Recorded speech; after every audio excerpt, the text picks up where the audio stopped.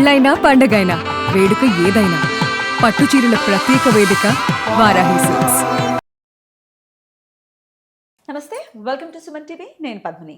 ప్రస్తుతంతో పాటు ప్రముఖ ఆధ్యాత్మికవేత్త, దత్త ఉపాసకురాలు, శ్రీపాద శ్రీవల్లభ దత్తపీఠం వ్యవస్థాపకురాలు శ్రీమతి లతా దత్త గారు మనతో పాటు ఉన్నారు. మాట్లాడదాం. నమస్తే అక్క.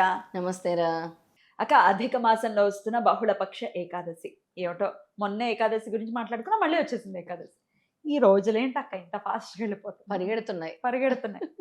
పోనీ పరిగెడుతూ కష్టాలు ఏమైనా పోతున్నాయి అంటే కాదు, అవి కూడా కాన్స్టెంట్ గా మనతో పాటు రన్ అవుతున్నాయి, పార్లల్ గా రెండు ఒకేలా. అవును.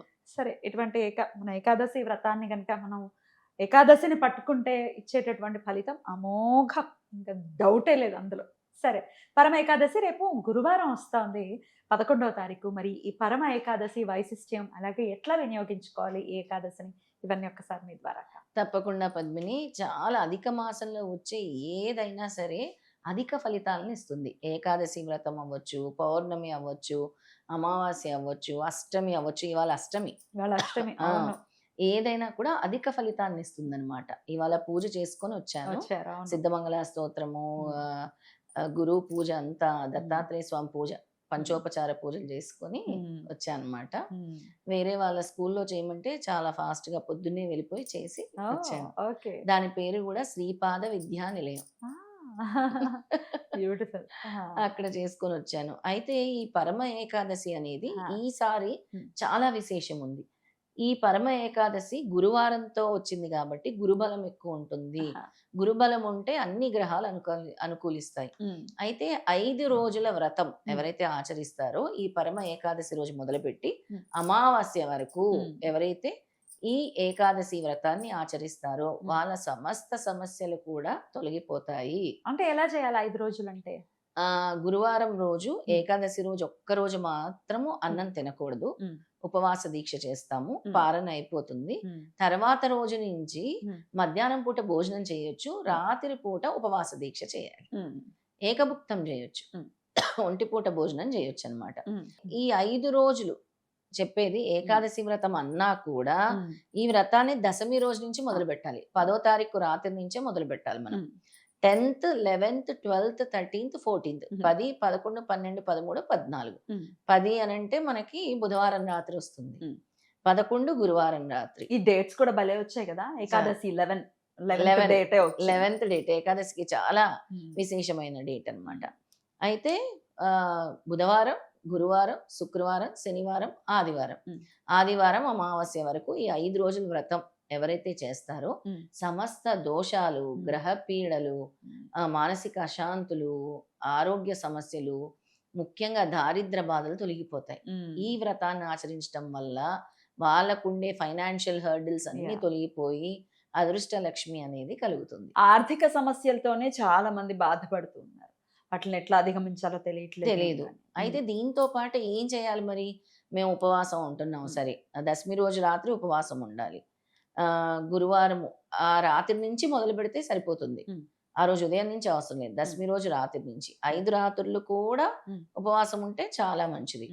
మధ్యాహ్నం పూట మీరు ఏకభుక్తం అంటే మీకు ఇష్టం లేకపోతే అల్పాహారము మనము చేసుకుంటాం కదా, కిచిడి లాంటిదో అలాంటిదో చేసుకొని, పొంగల్ లాంటిదో చేసుకొని తినొచ్చు. దీంతో పాటు విష్ణుమూర్తి ఆరాధన, ఎందుకంటే ఏకాదశి అనేది విశేషంగా విష్ణుమూర్తి, దత్తాత్రేయ స్వామి చేస్తాం, వాళ్ళకే చేస్తాం కాబట్టి విష్ణుమూర్తి ఆరాధన, విష్ణు సహస్రనామం పారాయణము, విష్ణుమూర్తి స్తోత్రాలు, గురు దత్తాత్రేయ స్తోత్రాలు, సిద్ధమంగళ స్తోత్రము, శ్రీపాదరాజ అష్టకము, ఇవన్నీ వీటితో పాటు అష్టోత్తర పూజ చేసుకుంటే చాలా మంచిదన్నమాట. అద్భుతం. అలా చేసుకొని తులసి పూజ కూడా చేసుకొని ఆ రోజు ఈ 5 రోజులు కూడా పసుపు రంగు ఆవాలు తీసుకోండి. ఆ ఆవాలు మీ ఇంట్లో 4 కార్నర్స్ జల్లేయండి.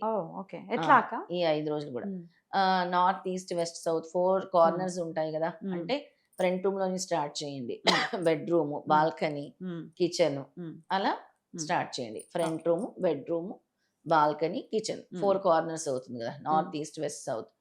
అలా తెల్లవాళ్ళు వేసేయండి, ఉంచండి. అమావాస్య రోజు వాటిని ఊడ్చేయండి. రోజు మామూలుగా తుడుచుకుంటాం కదా, ఇంకా పక్క నుంచి తుడిచేసుకోండి.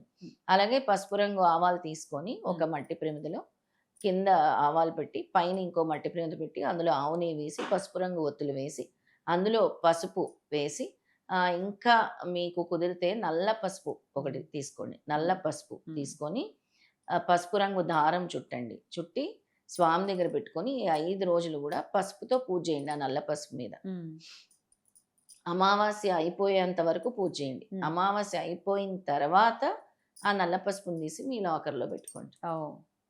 ఓకే. అయితే ఇక్కడ నేను ఆవాలు చెప్పాను గదా! దాని మీద పెట్టి దీపం వెలిగించుకొని, ఈ పసుపు రంగు ఆవాలు ఏదైతే ఉన్నాయో, అమావాస్య రోజు రాత్రి అయిపోయిన తర్వాత మర్నాడు ఆ ఆవాల్ని ఎవరు తొక్కని చోట పడేయటమో, లేదా వాటిని కర్పూరంలో వేసి కాల్చేయటమో చేయాలి. చేయండి. పటపట పటపటపట పేలిపోవాలి. మీకుండే దారిద్ర బాధలు, నరదిష్టి దోషాలు ఇవన్నీ గూడా తొలగిపోతాయి. ఈ విధంగా చేయాలి ఏకాదశికి. ఓకే. 5 రోజులు మరి ఒకవేళ మధ్యలో ఏమైనా అడ్డొచ్చిందనుకోండి అక్క, ఎట్లా ఏం చేయాలి? ఇంకా అది వాళ్ళకి ఫలించదు. ఎందుకంటే ఈ 5 రోజులు అధిక మాసంలో వచ్చింది. పరమ ఏకాదశి, 5 రోజుల ఏకాదశి వ్రతం అంటున్నాం దీన్ని. విష్ణుమూర్తి ఆరాధన అంటున్నాం.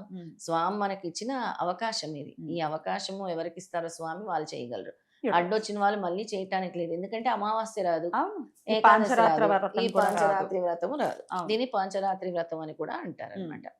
అయితే ఇదంతా చెప్తున్న క్రమంలో నాకు భక్తులు నీ కోసం పద్మిని ఎంత చక్కగా అడుగుతుంది, మా సైడ్ కూర్చొని అన్ని మాకు కావాల్సినవన్నీ అడుగుతుందని వాళ్ళు నీ కోసం ఒక పాట రాశారు.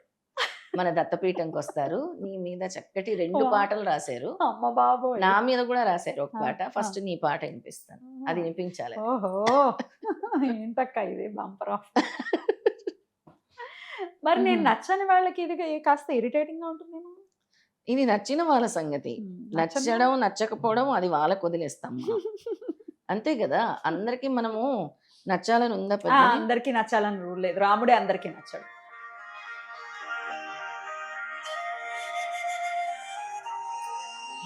పాటలా చేశారా? నీకోసం, నువ్వు అడిగే ప్రశ్నల కోసం.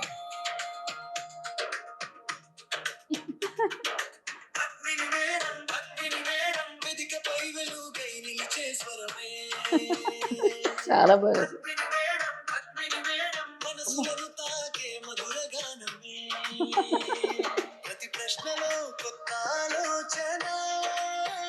ప్రతి ప్రశ్నలో జీవన సందేశం,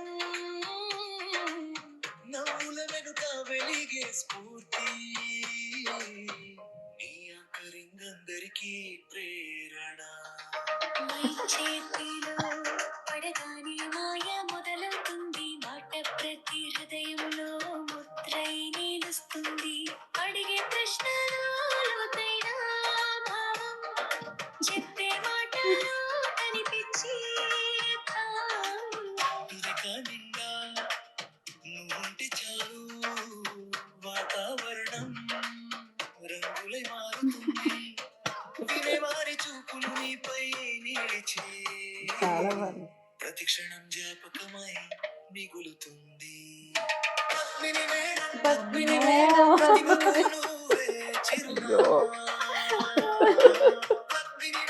పద్మిని మేడం, నువ్వే మహారాణి అమ్మా. చాలా కృతజ్ఞతలు మీ అభిమానానికి. చాలా బాగా సూపర్, థ్యాంక్ యూ. ఎవరు రాశారు ఇంతకీ? చెప్తాను, ఇంకా ఉంది.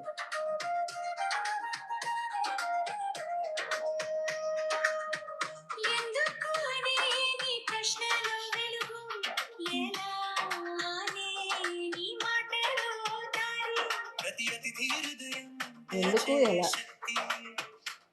నీ సంభాషణలో కనిపించే భక్తి, కార్యక్రమం కథగా మారే వేళ, కథగా అందమైన రాగమం, వినేవారి కలలకు కొత్త రెక్కలు, నీ మాటలే అందించే భాగ్యం, నీ ప్రశ్న ఒక దీపమైతే, నీ ప్రశ్న ఒక దీపం,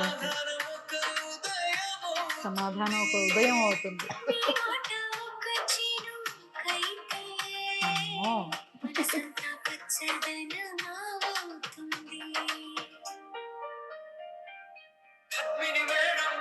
చాలా బాగా. Thank you.